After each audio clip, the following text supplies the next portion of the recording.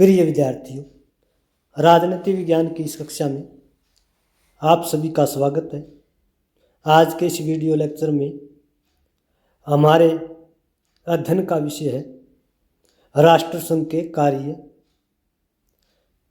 दुनिया का पहला बड़ा अंतर्राष्ट्रीय राजनीतिक संगठन जिसे राष्ट्रसंघ के नाम से जाना जाता है, प्रथम विश्व युद्ध के बाद इस संगठन की स्थापना हुई थी 10 जनवरी 1920 को और अप्रैल 1946 तक इस संगठन ने कार्य किया। लगभग 26 वर्षों तक ये संगठन सक्रिय रहा। इस संगठन की स्थापना सेकेंड वर्ल्ड वार को रोकने के लिए हुई थी, लेकिन ये संगठन 1939 से 1945 के बीच में सेकेंड वर्ल्ड वार को नहीं रोक सका। लेकिन फिर भी अंतर्राष्ट्रीय स्तर पर दुनिया में मानवतावाद को जिंदा रखने के लिए, अंतर्राष्ट्रीय दायित्वों की पूर्ति करने के लिए, राष्ट्रों के बीच परस्पर सहयोग, समन्वय, बंधुत्व और अंतर्राष्ट्रीयवाद की भावना को विकसित करने में इस संगठन का बहुत बड़ा योगदान रहा। वर्तमान समय में जो संयुक्त राष्ट्र संघ है, जिसकी स्थापना तीसरे विश्व युद्ध को रोकने के लिए हुई है,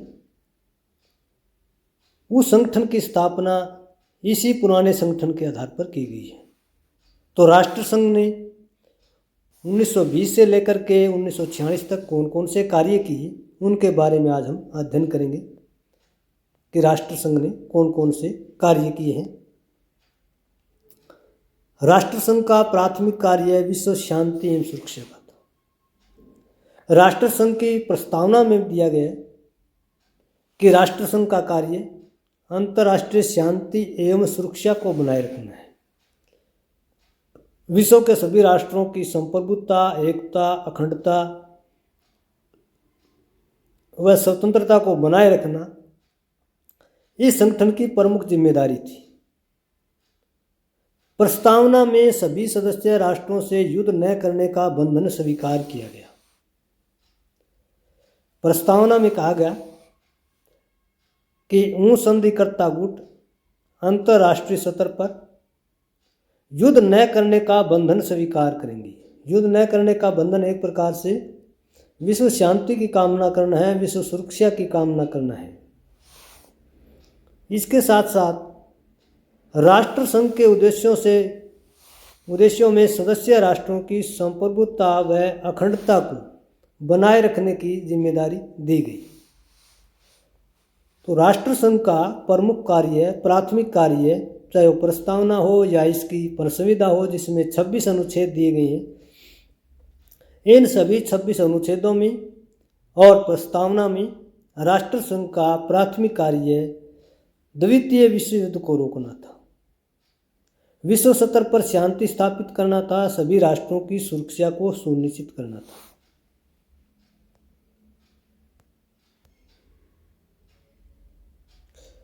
राष्ट्रसंघ का दूसरा महत्वपूर्ण कार्य विवादों का शांतिपूर्ण समाधान, पीसफुल सेटलमेंट ऑफ डिस्प्यूट्स।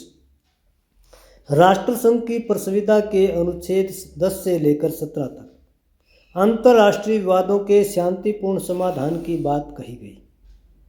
हालांकि राष्ट्रसंघ ने प्रयास काफ़ी किए, लेकिन जर्मनी, इटली इत्यादि राष्ट्रों की अति राष्ट्रीयवादिता के चलते ऐसा संभव नहीं हो पाया और आखिरकार सेकेंड वर्ल्ड वार हो जाता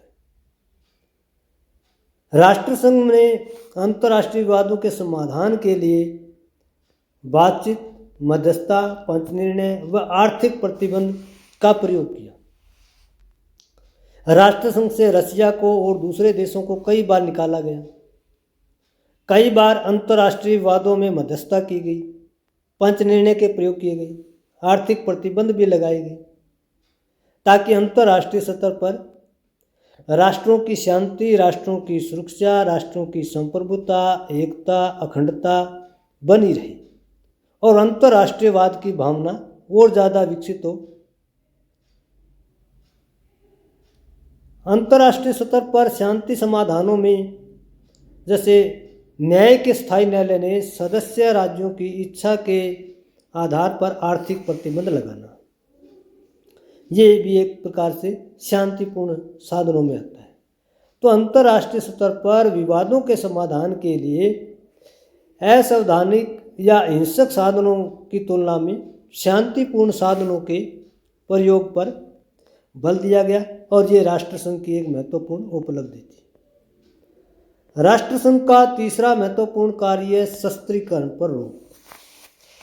शस्त्रीकरण का मतलब है शस्त्रों की दौड़ को, प्रतिस्पर्धा को, प्रतियोगिता को बढ़ावा देना, अस्त्र शस्त्रों की खरीद को, सैन्य संख्या को बढ़ावा देना, रक्षा बजट को बढ़ावा देना, परमाणु हथियारों को बढ़ावा देना, ये सब शस्त्रीकरण की परिधि में आता है। शस्त्रीकरण पर रोक के लिए बाकायदा राष्ट्रसंघ के संविधान में, जिसमें अनुच्छेद और 8 में व्यवस्था की गई है कि राष्ट्रसंघ का मुख्य कार्य हथियारों की प्रतिस्पर्धा को कम करना है, शस्त्रों की प्रतिस्पर्धा को रोकना है, होड़ को रोकना है, उन पर नियंत्रण करना है, उन पर निर्देशन करना है। शस्त्रीकरण पर रोक के लिए संघ ने निशस्त्रीकरण आयोग की भी स्थापना की। निशस्त्रीकरण आयोग के द्वारा राष्ट्रसंघ ने पूरी दुनिया में हथियारों की दौड़ को सीमित करने के लिए, नियंत्रित करने के लिए प्रयास की। राष्ट्रसंघ का एक महत्वपूर्ण कार्य सामाजिक व आर्थिक सहयोग है। राष्ट्रसंघ ने दास प्रथा, गरीबी, भूखमरी, अशिक्षा, बेरोजगारी, श्रमिक कल्याण, अकाल, बाढ़, युद्ध, महामारी के अंतर्राष्ट्रीय स्तर पर मानव कल्याण के लिए कार्य। राष्ट्रसंघ का एक कार्य यह भी था कि अंतर्राष्ट्रीय स्तर पर मानव कल्याण के कार्य किए जाएं, मानव अधिकारों की रक्षा की जाए, विश्व के सभी राष्ट्रों में अंतर्राष्ट्रीयवाद की भावना विकसित की जाए, विश्व के सभी राष्ट्रों के नागरिकों में अंतर्राष्ट्रीयवाद की भावना विकसित की जाए, राष्ट्रों के नागरिक अपनी राष्ट्रवाद की संकीर्णता से ऊपर उठकर वैश्विक समस्याओं की ओर ध्यान दें, मानव कल्याण की ओर ध्यान दें, अंतर्राष्ट्रीय दायित्वों की ओर ध्यान दें। और इसी परिप्रेक्ष्य में चाहे वो दास प्रथा हो, गरीबी की समस्या हो, भूखमरी की समस्या हो, अशिक्षा की समस्या हो, बेरोजगारी की समस्या हो, श्रमिकों की समस्याएं हो, अकाल की हो, बाढ़ की हो, युद्ध या युद्ध जैसे संकट हो, महामारी हो, इन सभी समस्याओं पर फोकस करने के लिए राष्ट्रसंघ ने काफी प्रयास किए। राष्ट्रसंघ के प्रमुख कार्यों में मैंडेट सिस्टम भी था, अधिदेश प्रणाली, यानी फर्स्ट वर्ल्ड वार के दौरान शत्रु राज्यों से छीने गए प्रदेशों के साथ मानवीय कल्याण करना। कुछ संरक्षित क्षेत्र थे जो शत्रु राज्यों से छीने गए थे, ऐसे राज्यों की जनसंख्या का मानव कल्याण, उनका आर्थिक विकास, उनका सामाजिक विकास, शैक्षणिक विकास, उनके अधिकारों की रक्षा करना, ये सभी कार्य राष्ट्रसंघ की परिधि में थे और राष्ट्रसंघ ने संरक्षित प्रदेशों के कल्याण के लिए कार्य किया। तो अधिदेश प्रणाली के माध्यम से, मैंडेट प्रणाली के माध्यम से राष्ट्रसंघ ने जितने भी शत्रु देशों से छीने गए प्रदेश थे उनके सर्वांगीण विकास के लिए अपना प्रयास जारी रखा। राष्ट्रसंघ का एक महत्वपूर्ण कार्य अल्पसंख्यक संरक्षण था, माइनॉरिटी प्रोटेक्शन।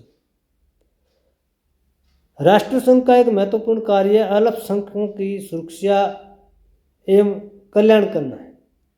राष्ट्रसंघ ने 1929 में अल्पसंख्यक समिति बनाई कि विश्व में जितने भी अल्पसंख्यक है, विशेष करके यूरोप में, उनके विकास के लिए, उनके कल्याण के लिए विशेष प्रकार से फोकस करना।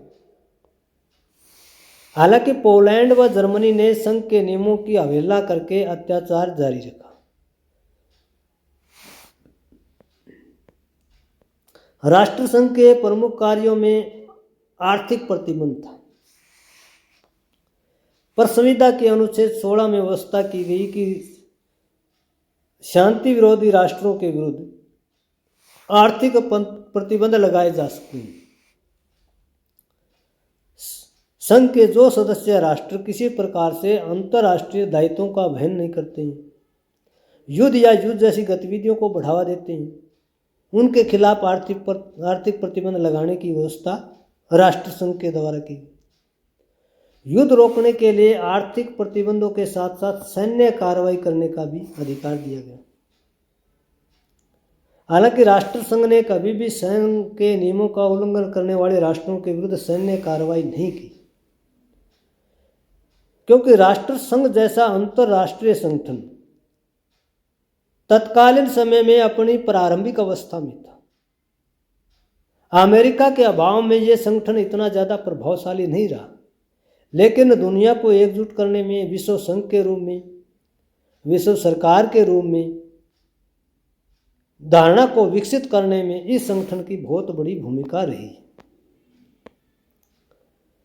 राष्ट्र संघ का एक महत्वपूर्ण कार्य गैर सदस्यों की सुरक्षा, यानी ऐसे राज्य, ऐसे राष्ट्र जो राष्ट्र संघ के सदस्य नहीं है, ना मौलिक सदस्य हैं, ना प्रविष्ट सदस्य हैं, उन सदस्यों की सुरक्षा कैसे की जाए, ये राष्ट्र संघ की संविधा के अनुच्छेद 17 में व्यवस्था की गई कि गैर सदस्य राज्यों और संघ के सदस्यों के बीच होने वाले विवादों के समाधान की व्यवस्था राष्ट्र संघ करेगा।